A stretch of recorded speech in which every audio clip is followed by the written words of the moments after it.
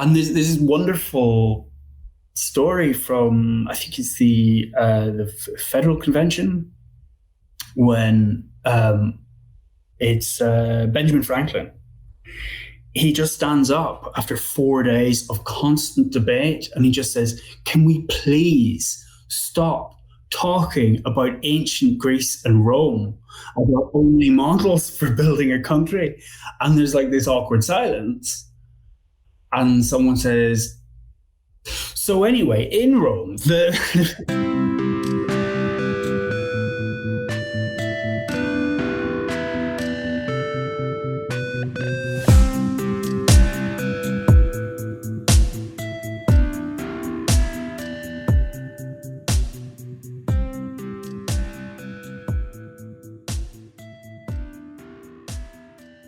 Hello, and welcome to another episode of Chatter, a podcast from The Gist, with me, Josh Hamilton. Tim Elliott, an ancient historian researching populist politics in the late Roman Republic, was my guest on today's show. We had a really interesting conversation discussing an article he wrote that alludes to comparisons between the late Roman Republic and the current state of US politics, most intriguingly between Donald Trump and Julius Caesar. We explored the ideas of populism, the sources of populist support, the degradation of our institutions, and whether there is anything we can learn from looking at historical precedent. Before you listen to the interview, I would definitely recommend you give the article a read. The link is in the description below. If you haven't already and you enjoyed this episode, please subscribe to this podcast and to our mailing list. And don't forget, my book, Brexit, The Establishment Civil War, is now available for pre-order on Amazon. You'll find the link in the description below. So here's Tim Elliott. So Tim, it's a pleasure to have you on my show. Thanks for agreeing to chat to me. Thanks for having me. So you have written a fantastic article entitled "America is eerily retracing Rome's steps to a fall. Will it turn around before it's too late?" So you've basically put forward the idea that maybe we're retracing the fall of the late Roman Republic, and you've drawn quite a lot of comparisons between Trump and Caesar, and their quite significant similarities. Yeah, absolutely. I think there is a bit of there's always going to be a problem when you're comparing an event from the past and an event from the present.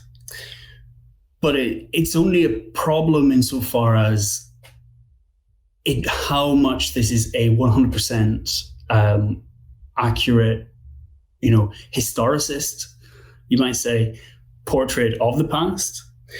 I think what the actual process of looking back is, it's an interpretive act in a lot of ways.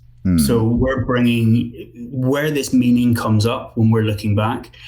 It's coming as much from our own understanding of the present, and how we apply that to the past and how that interacts with our own understanding. And I think that's somewhere where ancient Rome has always provided this canvas for people throughout history. Particularly since the Renaissance, we've always used Republican Rome as this canvas on which to understand ourselves, and particularly ideas about politics. Why do you think that is? Well, so there's a few different theories around this thing. I think one big idea from Hans-Georg Gadamer, who I'm a big fan of. He's an early mid-20th century hermeneuticist. He was the pupil of Heidegger. Okay. He had this idea about the classical, which is that because of its perception as a high period, and he says that every culture has these things that we call the classical. But with Gadamer, he's talking pretty, in his own experience, it's very much about classical Greece and Rome. But he's saying that this high period ends up being replicated and retold back and forth, so much because it is this landmark, right? It's this landmark in the cultural consciousness.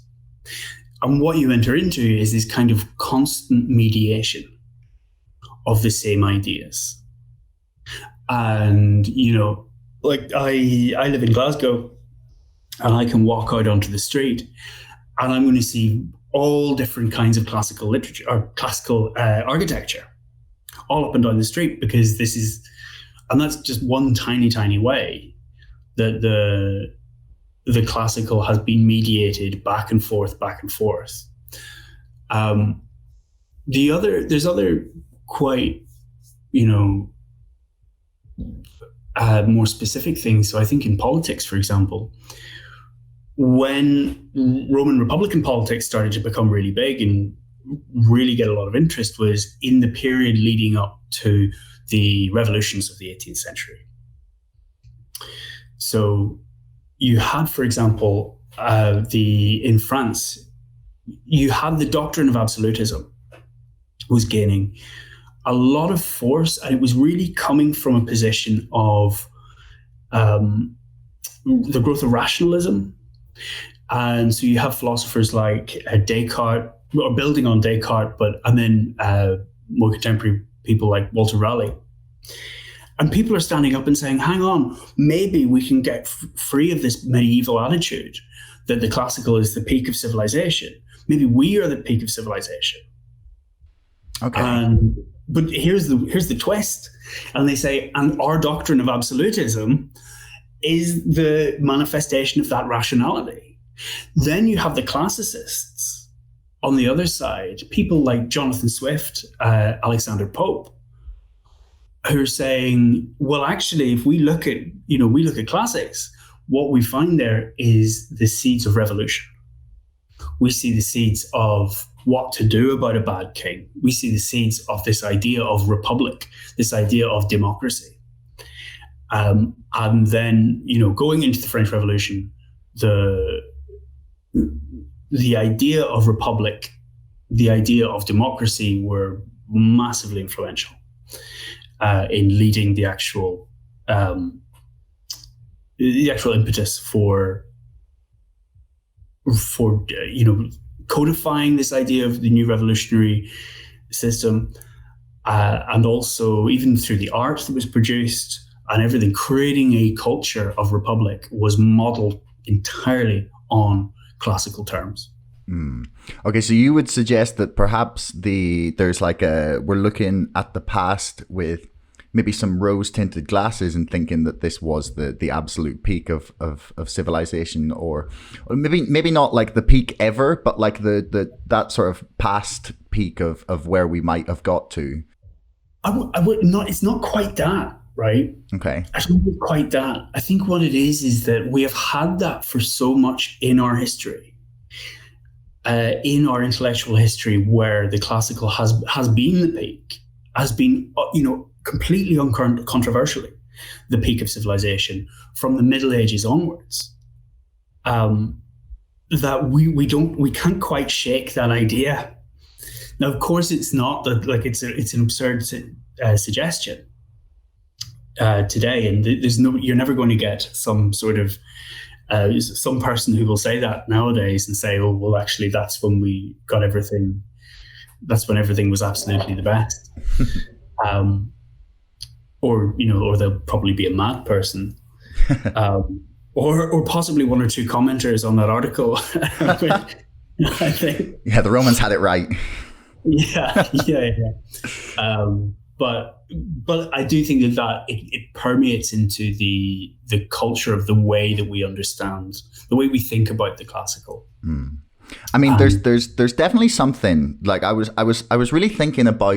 Last night before this interview, I was watching a few things on kind of Caesar's time just to get myself in the right mindset and sort of thinking about it. And something that struck me is just how there's two things. There's first of all is civilization then or like life in ancient Rome, especially when it was at its peak, not to use the term we've just disparaged, but it was really not that dissimilar from where we're at today in terms of like people would, I don't know, maybe imagine you'd be strolling through ancient Rome and you'd be like dodging the shit on the street and there'd be beggars and it'd be all filthy and dirty. It's just like, that's just not what it was like. Like in terms of hygiene and cleanliness, it was much closer to like modern day than we would probably imagine. Like obviously not quite there, but like comparative to maybe how we imagine the rest of history to have been, I don't think... I think there is a bit of a fallacy in history, in the way we imagine history a lot of the time, which is we always have this idea that anyone from any point of history is wearing brown and has like, you know, big dirty smears up their face. Yeah. They've got bits of straw coming out of their hair. I think we always imagine that is the case when it's like, no, like, you know, you if you were to transplant a baby from today back, you know, say in the 900s, put them in Ireland in the 900s and raise them in the monastery, they're going to have all of the same feelings and experiences and understandings that of their contemporaries, and that, you know, on a physical level, they're still going to be as cleanly, you know, try to be as clean as we are, and all the rest of it, and all these concerns that we have. Yeah. But I mean, the thing is, like, there is a lot of writing about Rome, especially when Rome got very big. It was pretty rough. It was pretty nasty. In terms of, you know, I don't think I would have fancied living there, especially if you read Juvenal. And his he writes some wonderful satire on what it's like to live in the big city, and he's basically talking about you're constantly avoiding roof tiles coming down at you. Someone's going to knock you down in a carriage. Are they going to stab me in the night and take my money? And that's where the big parallel comes from. I think is like the alienation of city living. That's a point I actually hadn't considered.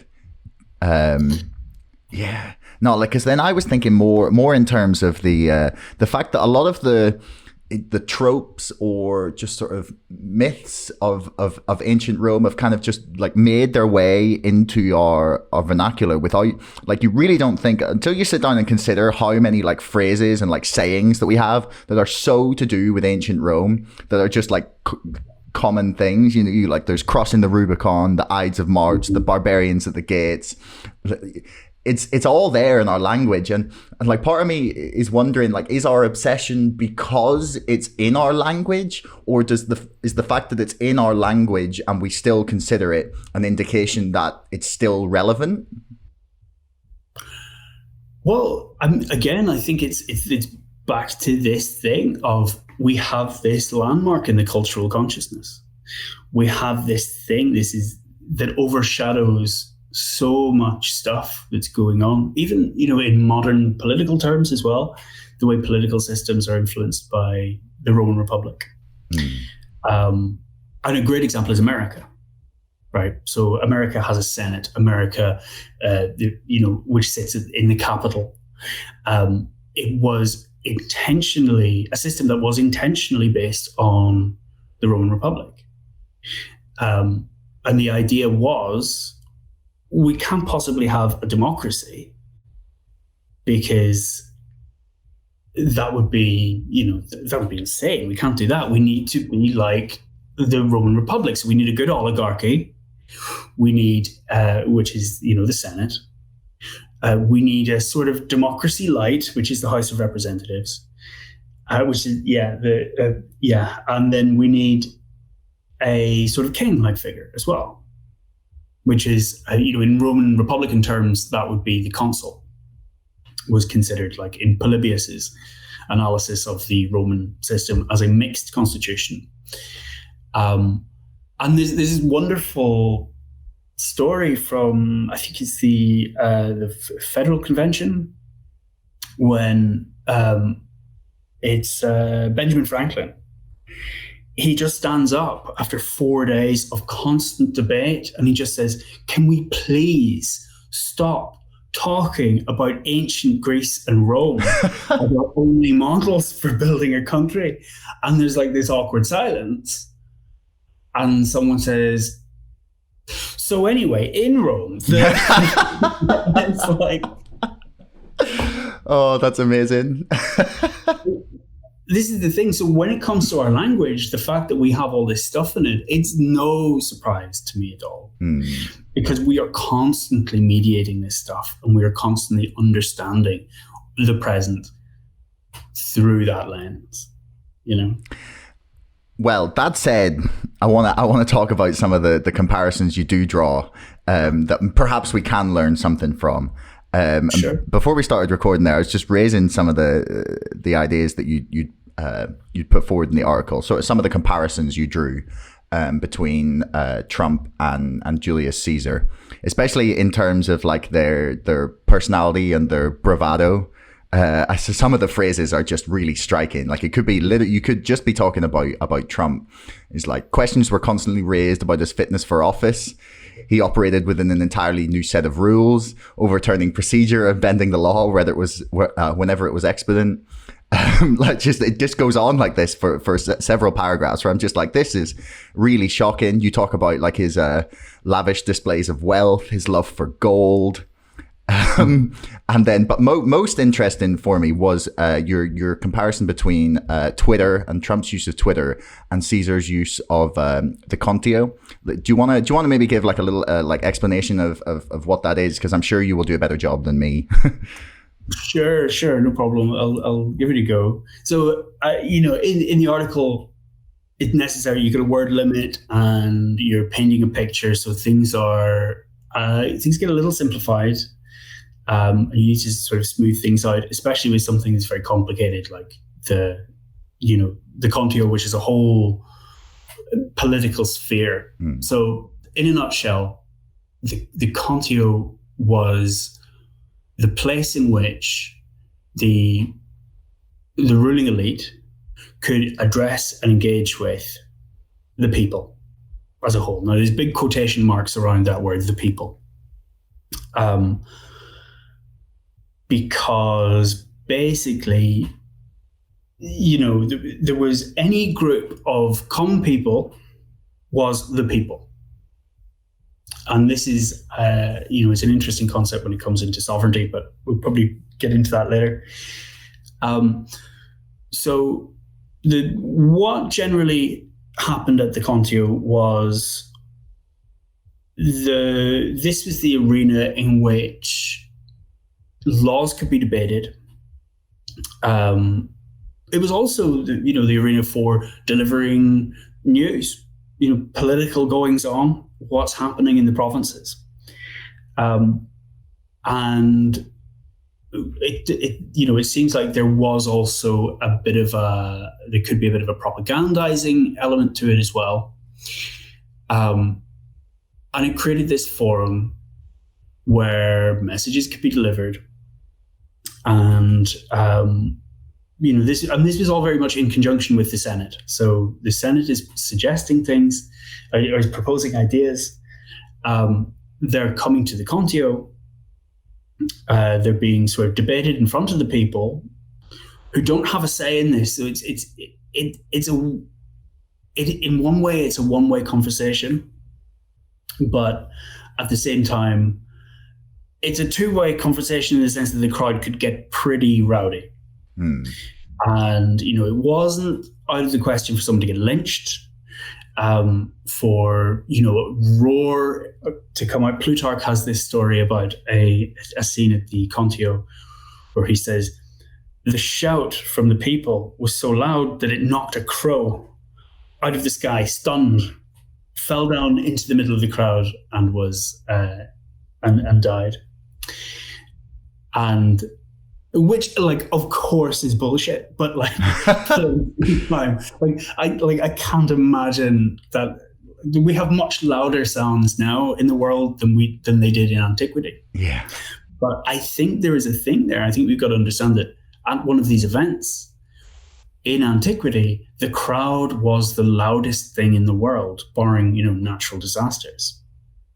So whether that's on the battlefield or in the forum, the roar of a shouting crowd is the loudest thing that you can conceive of. So, I think that there's a real power there.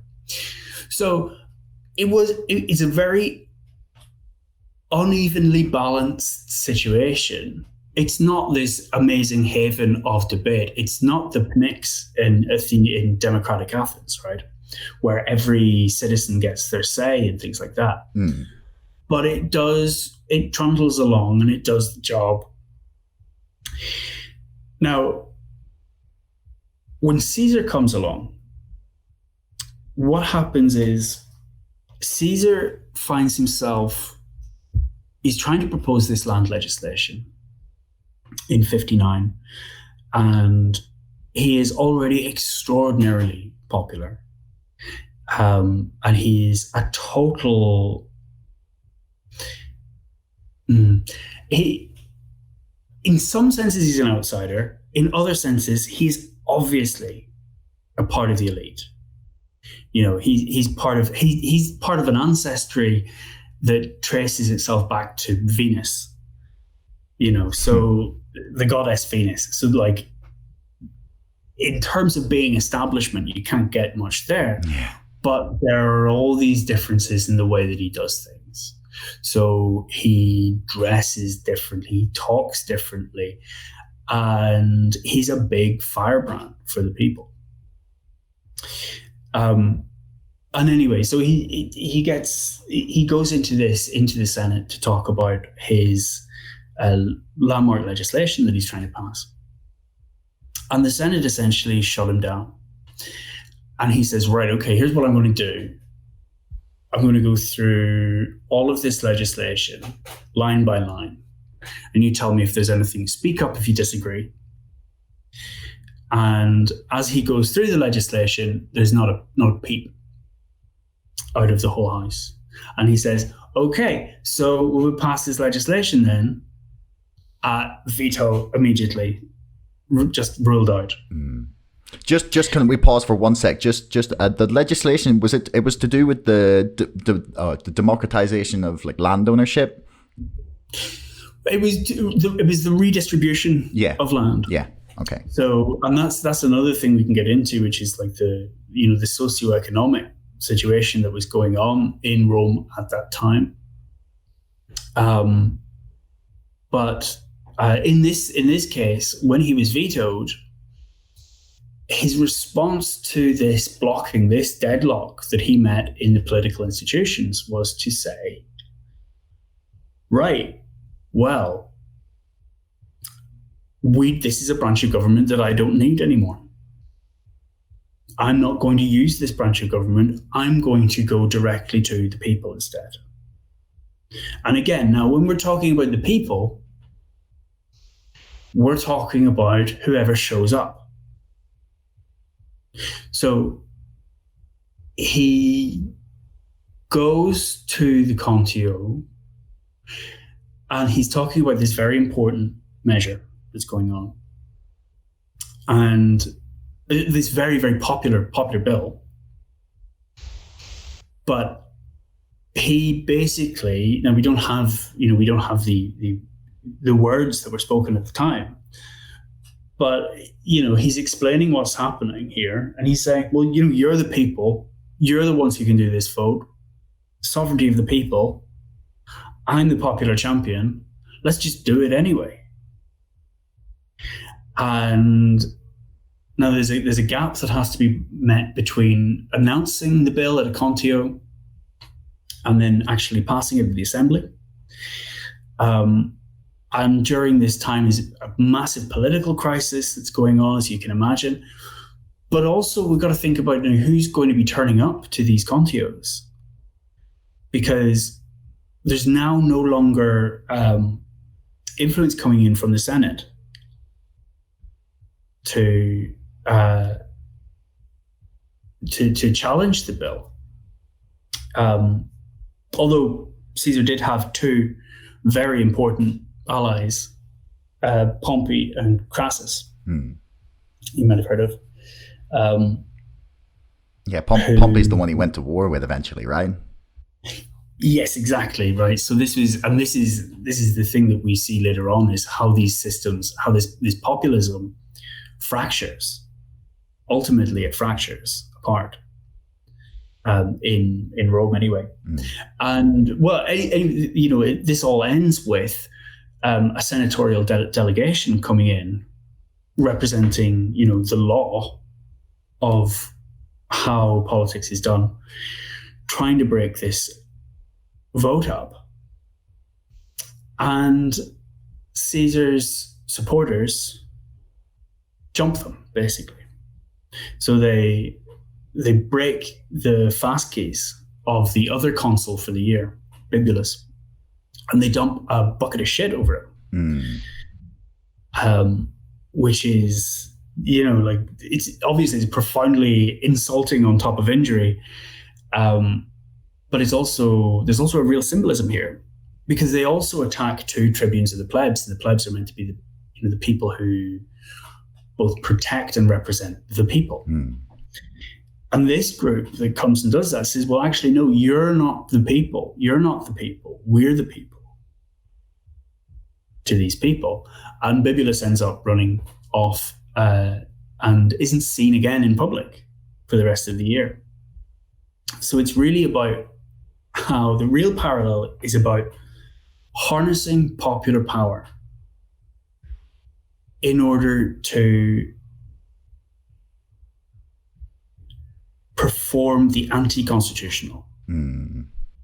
Is in how you harness the idea of the people and the idea of the righteous people as a tool against the corrupt elite, and how that in itself justifies destroying the political systems themselves, the procedures, the laws, and the conventions that sort of hold the thing going, hold the thing together. Now, you're talking about the land legislation itself. And that's a very good point, right? Because this land legislation was probably very, very long overdue. Yeah, because like a lot of the land had just, so it was originally, like, you can correct me if I'm wrong, I just want to make sure I'm getting this right. Originally, like, the land had been sort of more evenly distributed amongst soldiers and had been given to centurions or just like soldiers from the Roman army and generals and whatnot. And then because they had been off at war for ages, then eventually the sort of land fell into disrepair and then sort of slowly got absorbed more and more into ownership of that sort of senatorial class whose estates are suddenly ballooning. And I think it was like almost like half of all of the land in Rome was owned by like some members of the Senate or like of the Rome of estates in the Roman Empire. They were coming to amass more and more and more and more land and wealth because of that. And actually, that's was one of the things that I like. So there's some of the parallels that I look at in terms of this is not like specifically to do with like Caesar's use of populism as much as it is about the conditions that created it.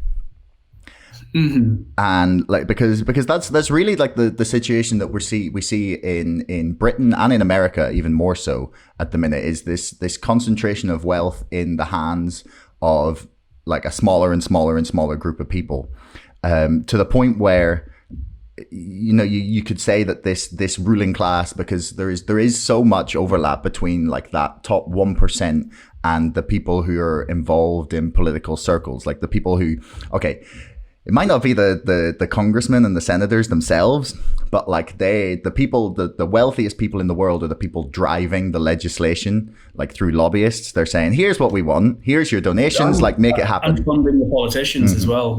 Like, yeah, there's a lot of wealthy politicians, but like ultimately the laws that are being proposed are being written by the lobbyists of some of the biggest corporations in the world, unfortunately, and it's really interesting to kind of look at those parallels for me.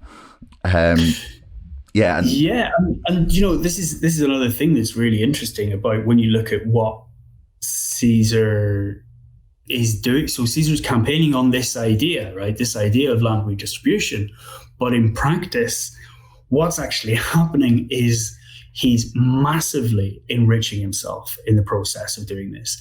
And he's enriching his big landowner friends. through this. So, and I'm talking about, small numbers of his close friends. So a good example is Crassus, for example. Crassus was, closely involved with the publicani, who are the tax farmers in the provinces. And what, Caesar pushed through using this popular power was, let's basically grant a remittance to all the tax farmers of a third, so that they, so that we could get that big corporate interest off the hook, for example. But yeah, in terms of the actual situation starting out, this is absolutely right, and this is a condition that started off in Rome, right back 100 years previously. What happened with Rome was it went from being sort of lurching from one existential crisis to another in terms of its wars across the Mediterranean, but particularly with its old enemy Carthage.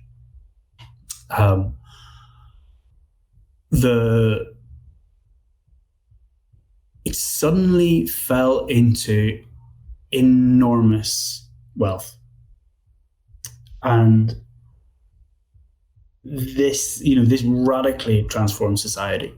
And all of a sudden you have this wealth flooding into the top 1%.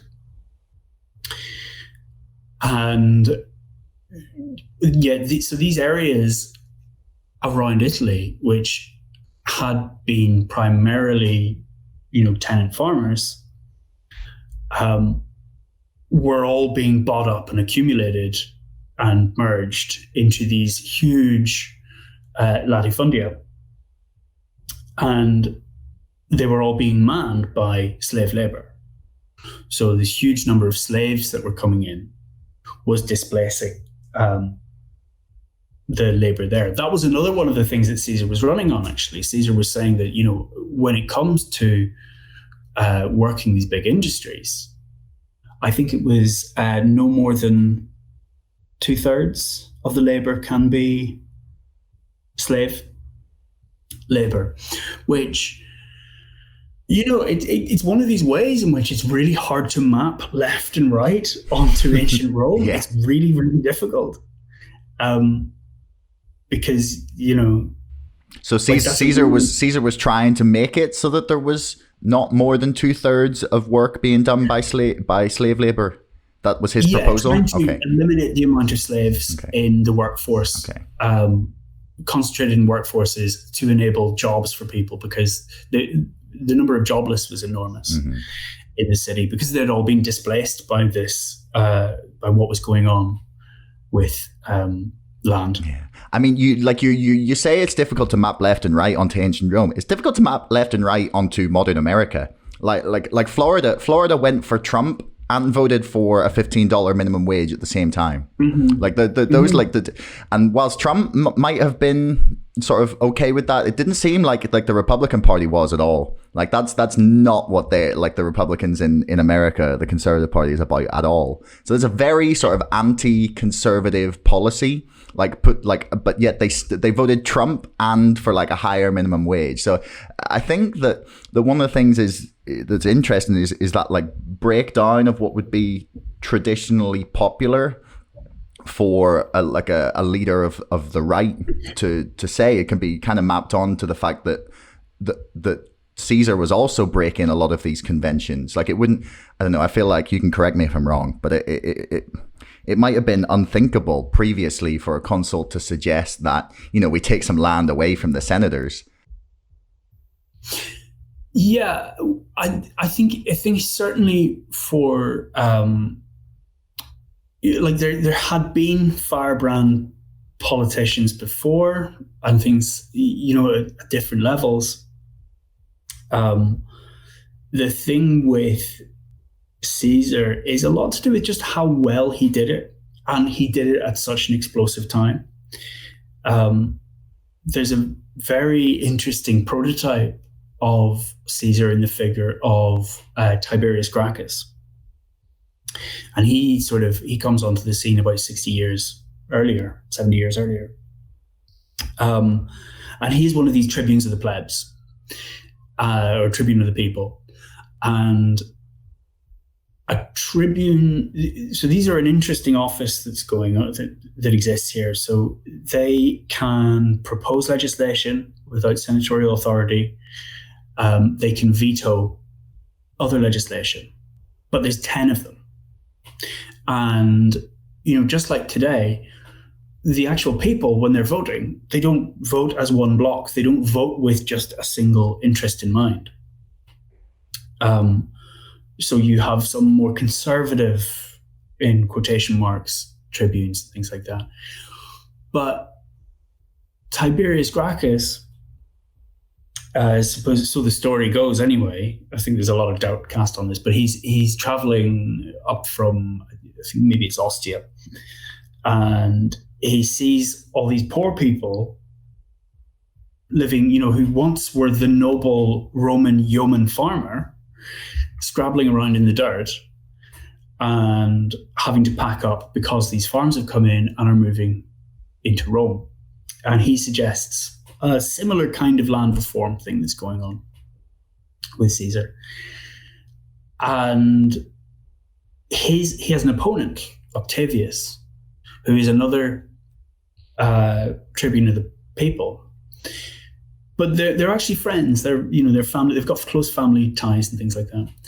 And he stands up and he says, "I'm going to veto this." And Gracchus's response is to say, "If you veto this, because this bill is the will of the people, that means you're not a proper tribune anymore. So we can put your position up to the vote." And this is totally unheard of. Like this, you just don't do this. What a magistrate's legitimacy stems from the act of election. It's not that they, in Roman terms, they don't lose their legitimacy through their actions, because that's why you only have 1-year terms. And at the end of the 1-year term, you then become liable to prosecution. And if you've done something, that's how it works in the Roman system. And many people were, it was not uncommon to finish a stint as a magistrate and then come back to face a litany of court cases, depending on how badly behaved you've been or how much your enemies really don't like you. And basically what happens is they hold an impromptu vote and they get Octavius pushed out of office. And, there's this really striking moment in the history, which is, so the body of the tribune is considered sacrosanct. To touch and lay hands on the tribune is to assault the people, again, this capital T, capital P body itself. And as soon as he's voted off, Gracchus's men grab him and pull him down off the speaker's platform. Now, the senatorial response to this was to run out, break the legs off tables, and beat him to death. Beat Gracchus. Yeah, I was going to say, that was the story. He gets beaten to death with the leg of a table. I was like, geez, that sounds a bit brutal. Like, I wish some bad things on some fucking horrible politicians sometimes, but I don't know if I would wish them being beaten to death with the legs of a table. Well, yeah, and it's interesting, right? And it's where this stuff sort of comes. It's where this stuff is. Everybody's kind of making this stuff up as they go along, almost, despite this big culture of, we always do things the proper way. We always do things the right way. Yeah. Yeah, like that's definitely something that like something actually you touched on in the article is that kind of maybe not arrogance, but the kind of belief of the Roman originalism and their sort of belief in the I think the word you use is the sacrosanct nature of their conventions, is that they believed so strongly in the power of their own democracy and their own system that they were unwilling to consider that perhaps it wasn't in infallible. And then they were completely shocked when someone came in and tried to break it down, and then like successfully did with Caesar. And it really parallels, like not only in Britain, but in ways, but like in America especially. Like Trump has just gone in, and for 4 years he just undermined and destroyed every single convention that you could have imagined. Things that just they weren't codified in the Constitution, but they were just expected. And people just always believed that that's the way it would happen. And you could see it like even before he was elected with the tax returns thing. Like it wasn't even considered that a presidential candidate, let alone the person who then got elected, just wouldn't show you his tax returns. And yet he just went like, and he was still, it's amazing. He was still saying the same thing 4 years later. It's like, yeah, no, I'm under audit. I'll show you when it's done. Like he just literally said it like a few weeks ago. And I was like, this is amazing. He's still using the same fucking line. It's in the post, mate. I will absolutely have it to you next week. Just... But yeah, and like at this point, I think it was probably more of a troll that he was saying it like that. But yeah, and you got to wonder just how much of this is really driving the appeal, because these conventions, they don't just create a way things are done, but they create a way things are said as well. And they create a sort of a voice and an approach and this and this, and we will hit this point and this point and this point in the speech. And it is true that so many politicians are virtually indistinguishable from one another. And then you have someone like Trump comes along, and it is so different. It is like he's so rude apart from anything else. Like that, maybe to many people, this does seem like a breath of fresh air. Yeah. On some level, even though it's a breath of absolutely repulsive air. Yeah. At least it isn't this thing which is so disconnected. At least this is somebody who is, who isn't taking care over what they're saying, who is, this American ideal of shooting from the hip I think that's really interesting. And I think that's another area where, Caesar's comparison comes out, is just these different things, the slight relish in being a bit of a baddie. Yeah, no, he definitely like leaned into it heavily.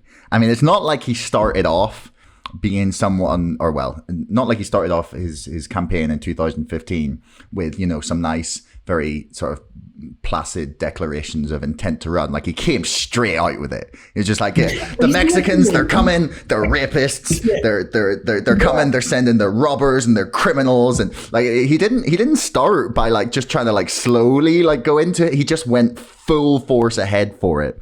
And like, but he's literally like a wrestling heel. He's literally a baddie. It's so amazing.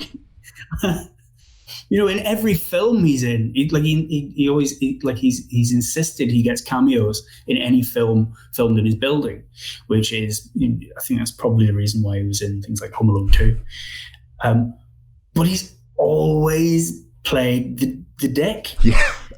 Character who just wanders on, and is like the other good example is the Wall Street sequel, when he's like literally talking about, oh, you and me, Gordon Gekko, and it's like, right, in this film about the evil of greed.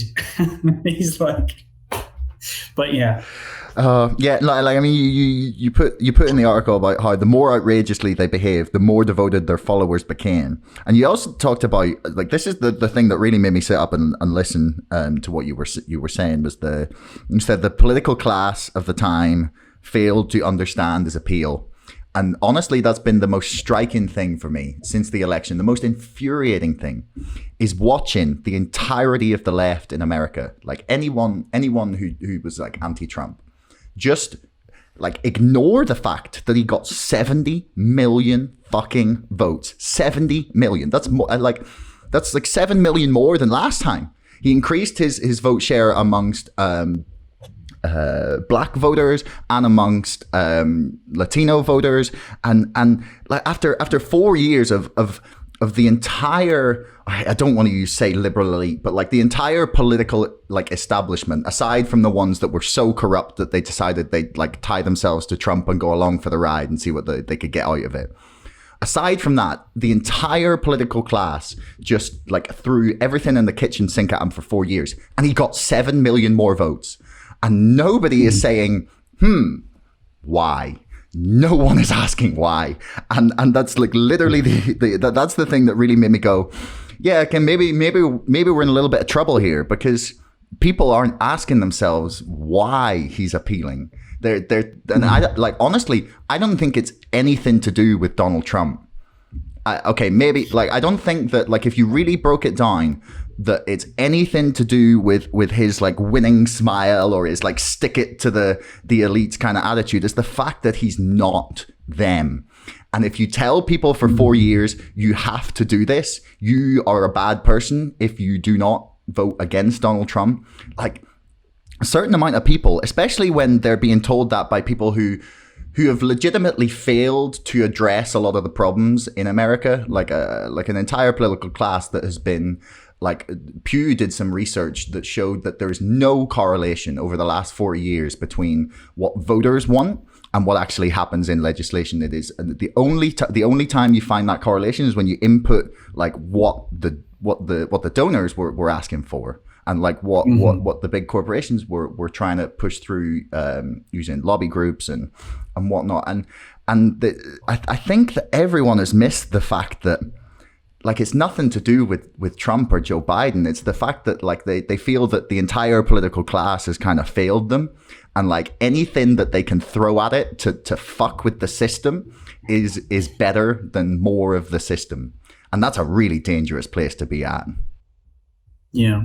Yeah, no, I absolutely couldn't agree more, and this is the thing. So for all that, with the article that I'm writing, with the research that I'm doing, I'm talking about methods and styles and things like that. For all of that, and for all of the shitty things that Caesar did, I can't help but feel if I was sitting there in 59 BC and I was waking up hungry in my tiny flat, I would be down there at the front of the crowd saying, "Good for you, Caesar." I'm saying, "Death to the aristos," because there is a level of alienation, and I think that's the really key thing here. That when you're looking at this system of, in Rome, you have an underclass, right? They have a word for it, the proletariat. And there's not a lot of difference today. We still have underclasses, like whether that's the proletariat, whether that's the precariat.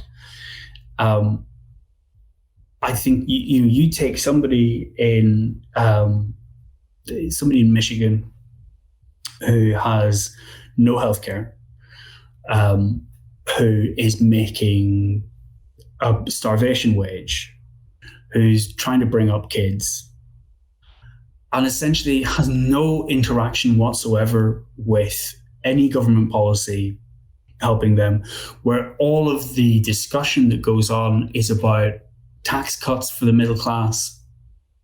If there's anything that's going to supposedly be targeted at them, but there's that many people that totally undercut that level anyway for that to make any difference to their lives. And then you tie into that people of color and how nothing is done to address the systemic racism. You're talking about those, with Trump supporters, it's a little different, perhaps. But as you say, they're increasing their vote among people of color. the alienating experience of living in America today is bound to produce some, something of a visceral reaction to that, I think. Yeah. Like both times in 2016, I think I was more horrified. 2020, I was braced for it. Like the big Trump vote. I didn't find it in any way shocking at all. 2016, I didn't really expect it, if I'm honest. Like, I watched Hillary be a really bad candidate, and I watched the Democrats just screw over Bernie Sanders and go, oh, they really missed a trick there. Like, you pick the guy who's got 25,000 people at his rallies if you want to counter the guy who's drawing big crowds. Like, you don't pick the established politician. You pick the guy that's got like the fervent support. But that way, they sort of made their bed and they were forced to sleep in it. But then they did the exact same thing again in 2020. and honestly, I think if COVID hadn't hit, that we'd be looking at 4 more years without an issue, because the place that Trump lost votes was the older suburban white voters, and it's clear that they're the people who are scared of his attitude to COVID and like his administration's policies towards it. And that's where he lost it, because that's where he lost Arizona. That's where he's lost Pennsylvania. I don't know about the demographics in Michigan and Wisconsin. I can't speak to that, but that's where he lost those 2 big states. And that kind of suggests to me that the Democrats have definitely learned nothing, because they will take this win and they will go, excellent, we've won. That's it. Progressives, we didn't need you anyway, as well as the next thing. You start to see I think it's going to be interesting to see what relationship Biden has with the progressives now that he's in. I mean, there's talk of he was going to take Elizabeth Warren, but he's already, there's already talk of that being ditched. She's probably not going to make it into the cabinet. And that would have been a really good token position. Like, even just token, like you don't even have to let her do that much. Just give her the position. But like, I think, we'll see what happens. Maybe I'm wrong. Yeah. But, again, it's, we keep talking about how do you map left and right onto this stuff. And, look at, you hold Bernie Sanders and Donald Trump up. And now I hate the sort of centrist comparison to this of saying that they're the same thing, but there is a prism in which that these 2 very, very opposed positions do calibrate, and that's in ideas about jobs and security and just like prosperity, individual prosperity as well for people who are at the lowest, doing the worst economically. I mean, Bernie's a lot more kind of isolationist than people maybe realize. He's a lot more similar to Trump in terms of he's quite protectionist. He's not a big fan of NAFTA or TTIP or any of those big free trade agreements. And he also is speaking to the same language that you sort of say that Trump and Caesar both used, is that rallying against the corrupt elite. And that's who Bernie is speaking to, and that's the kind of overlap, I think, and is that drain the swamp kind of attitude. Well, it's this is the thing. So it's like people get their noses out of joint a little bit with populism, because we can say, okay, well, there is Donald Trump populism and there's Bernie Sanders populism, but it's okay to say that when we understand that this is such a wide tent. Like, Donald Trump's populism is very much about anti-constitutionality and authoritarianism, whereas Bernie Sanders' populism is a totally non-authoritarian and very, very constitutionalist. He doesn't get on TV and propose breaking the law, for example, which apparently is the bar now.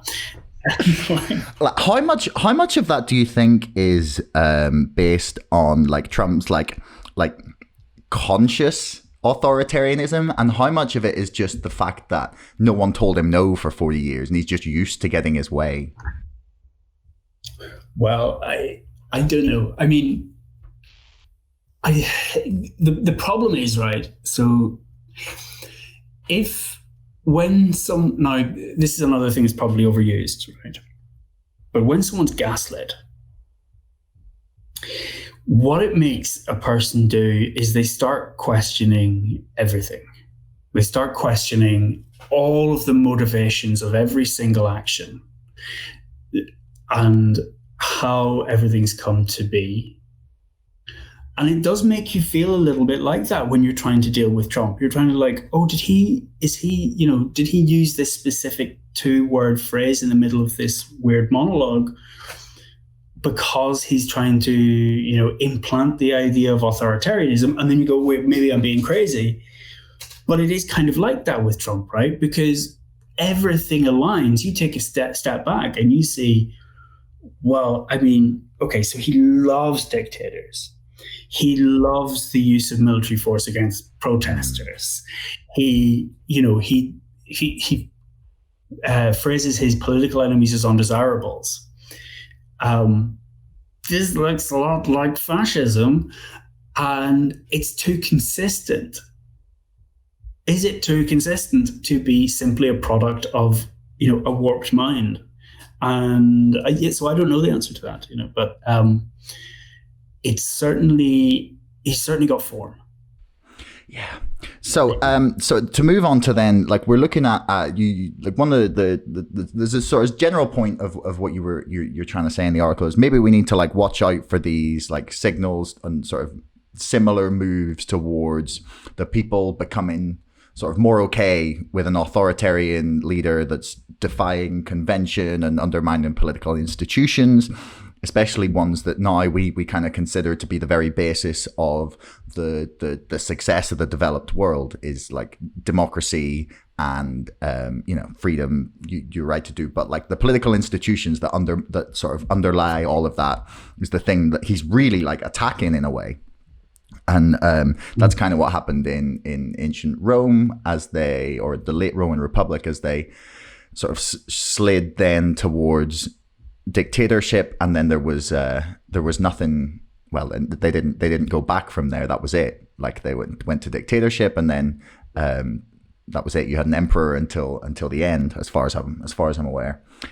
And like, what do you think the consequences for us in the modern day of this undermining of political institutions? Because it's something we've seen in the UK as well, actually. Like the last few years, you've seen just things that you would never have seen.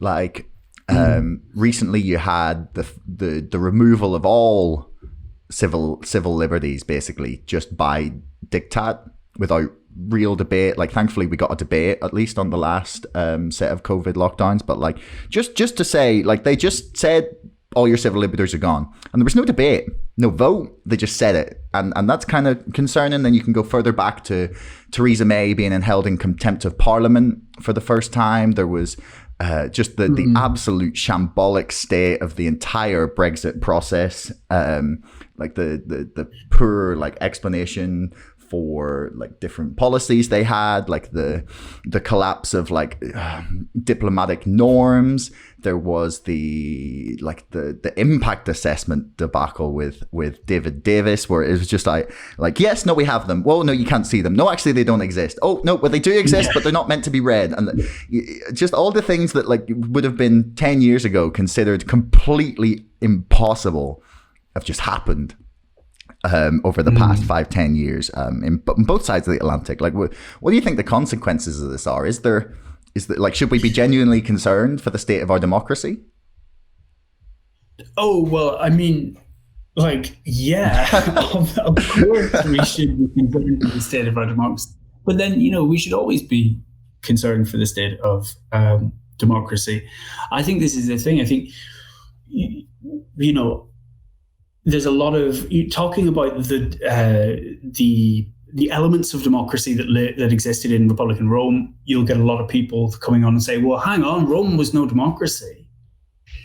And to which, the response is, right, well, is Britain a democracy? Because people will say, oh, come on, Rome isn't a democracy. It was ruled by the elite.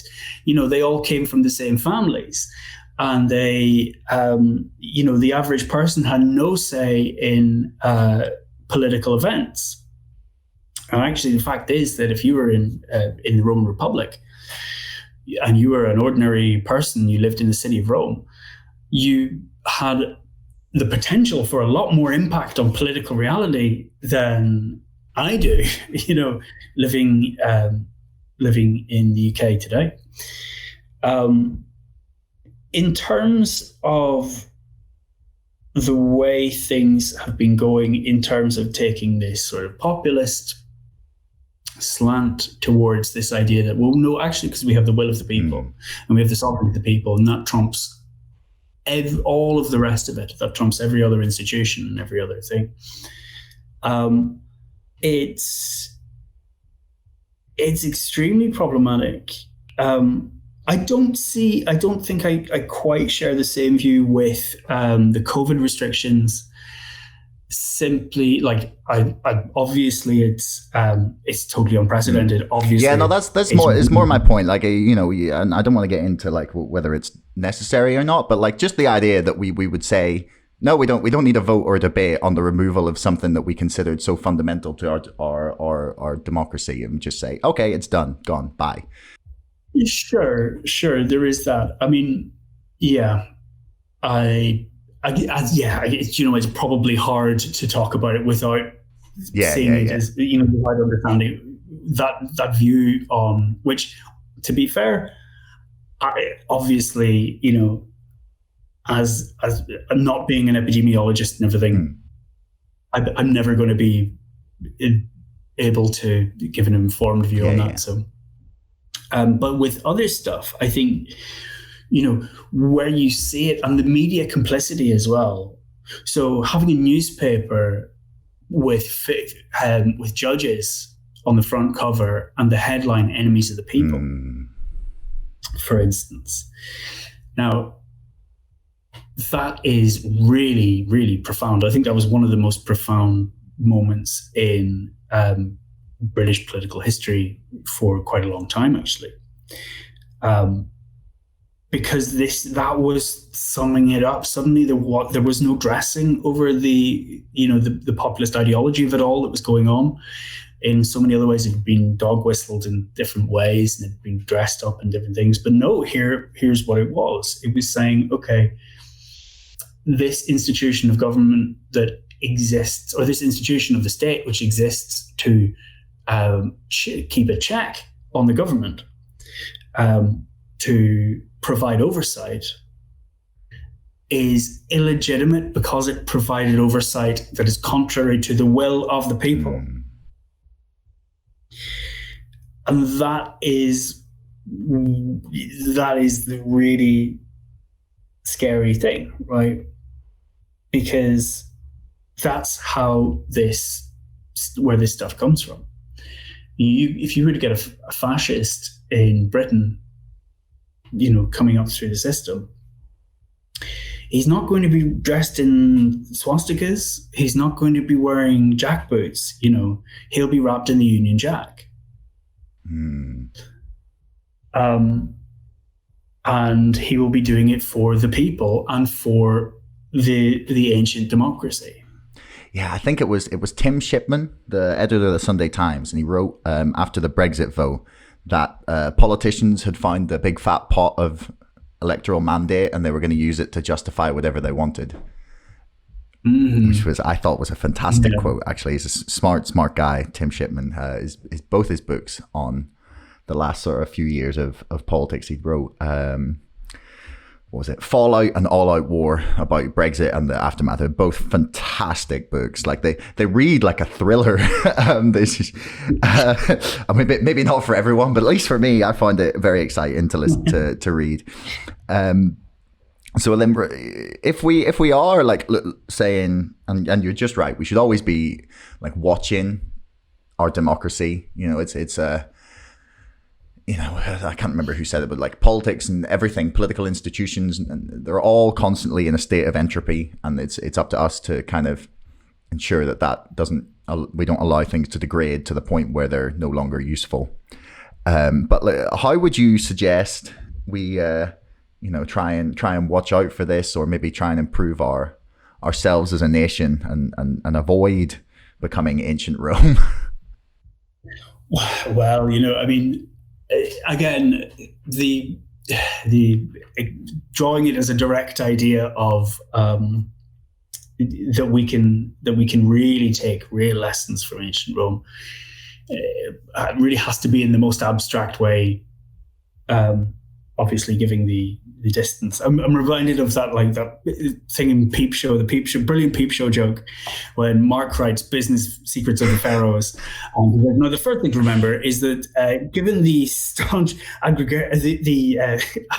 agrarian setup of Egypt means that there are virtually no lessons that one can draw. Yeah, he's written the whole book on it. That's fantastic. My friends are constantly referring to my book. They keep calling it the Brexit Secrets of the Pharaohs. Very good. Yeah. But yeah. So I think there's two main issues. One of them, which I touched on in the article, which is about actually having proper debate, the ability to have a proper debate in a way that just isn't possible today. Proper forums for ordinary people to speak, for these matters to be talked out and fact checked, and given enough light of day, but also being able to refute them when they're wrong properly. And this is sounding a bit vague, but because it's sounding a bit vague because I don't know how you do that in a system with social media and Cambridge Analytica and this sort of media domination that we've got, particularly in this country, by certain groups. I don't know how you can do that and make it a large, inclusive process. I do think that so destroying the BBC is a really bad step. Yeah. In that process, for all the BBC's faults, the mandate itself is a great idea, right? It's a nice idea on paper. Now, you can get into the ideas of balance and who sets that balance, and who the new chairman is, and all the rest of it. But ultimately, having a media company owned by the state, owned by the country. Yeah. Which is held accountable by various different levels of accountability, and a mandate that's based on presenting arguments without bias, is a great idea. Mm. The other thing, and more important thing, is about inequality. I think is about exactly what we've been talking about, and actually dealing with the situations that drive people into the arms of the opportunistic promisers. Yeah. And because that's certainly what happened with Rome, was it became ever more factional, ever more polarized in terms of the political community. And, it basically just created a perpetual state of conflict. And the reason you have an emperor rising up out of the ashes of the Republic is, in a lot of ways, is because they were the last one standing. Out of that conflict that went on and evolved and evolved.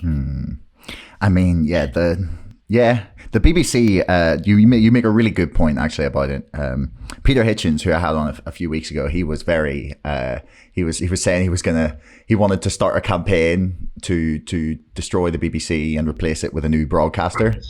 Which I smirked at, and he took me to task for it because he was like, "I'm really serious." But like you make a really good point. It's like it is, and also I think that people miss this idea that it's not owned by the government. It's owned by us. Like it's our broadcaster, and I think people have a weird view of state-owned assets. Is that they kind of lost this idea of having like the things that are commonly owned by all of us. Like the reason the BBC is there is because it was paid for by your taxes and your parents' taxes and your grandparents' taxes, like well, assuming that your family's lived here for 3 generations. But we've all contributed through the history of the country to all of the things that are owned by the state.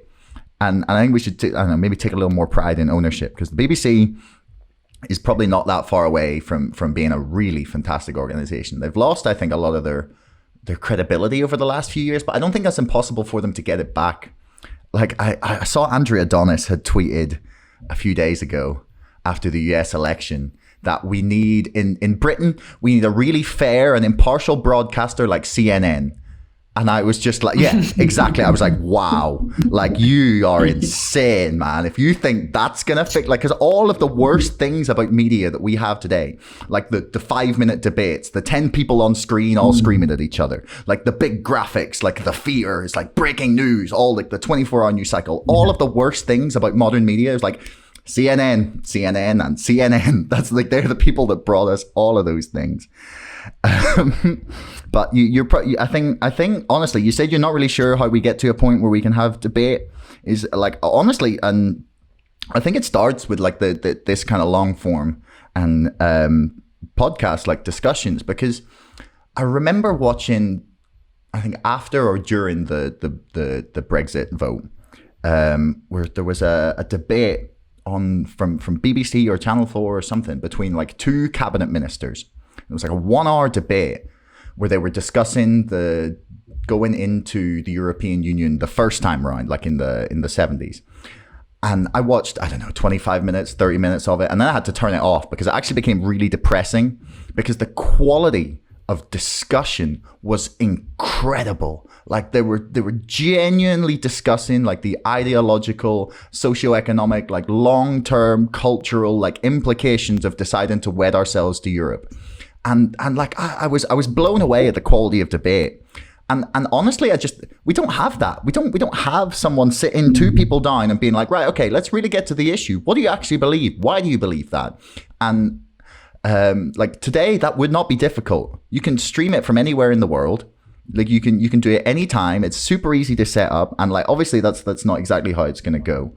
But like, I think that for us to really regain like our trust in politicians, that you have to get them to sit down and just be a little bit like open to like someone pulling up at something and he say, oh no, I never said that. And someone going, nope, okay, let's check that. And just being like, wait a second, let's check that. Because you can find these things very quickly. And I think we're yet to see it emerge, but I think it's coming, that we will be able to have these sort of long form discussions. Like I do look at America as like about 5 years ahead of us.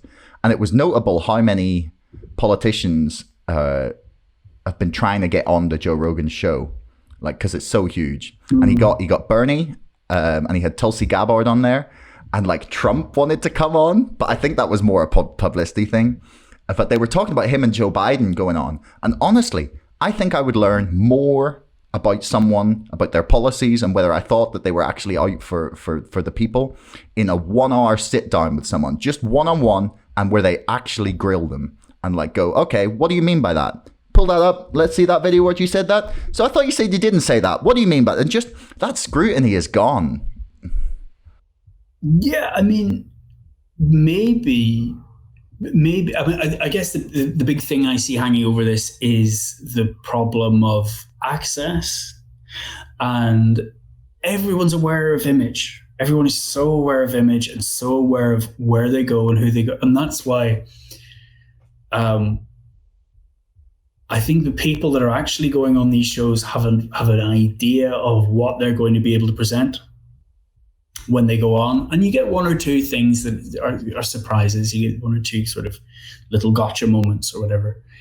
But in general, in terms of the whole news cycle that's going on with this sort of, because right, the most important part of this is not that one interview, right? It's the constant reporting cycle that you get. It's about the constant scrutiny of the individual. And the fact is that due to syndicated news and these disparate news networks, it is so easy for someone important to say, well, actually, you said something pretty unfavorable about me, so no more access for you. And that's something we've seen a lot with Trump, but we've also seen with Johnson, right? So Johnson's the Conservatives have had a big fight with Channel 4 for quite a while now. Yeah. So it's about, I guess that it's a very complicated issue, I think, and there are lots of different considerations to make. No, I'm probably just a doe-eyed optimist, but I have to be it sometimes because I spend quite a lot of my day considering how screwed we all are. But I have to try and remain optimistic that there's a way for things to improve. But before we wrap up, is there anything you want to plug, point to people towards aside from the article we've discussed? No, not really. I'm just deep into research stuff at the moment, so that's all. But it has been really lovely to chat. Yeah, man, it was an absolute pleasure. Thanks very much. Thanks so much for listening. If you haven't already and you enjoyed this episode, please subscribe to this podcast and to our mailing list. And don't forget, my book, Brexit, The Establishment Civil War, is now available for pre-order on Amazon. You'll find the link in the description below. Until next time, thanks so much for listening.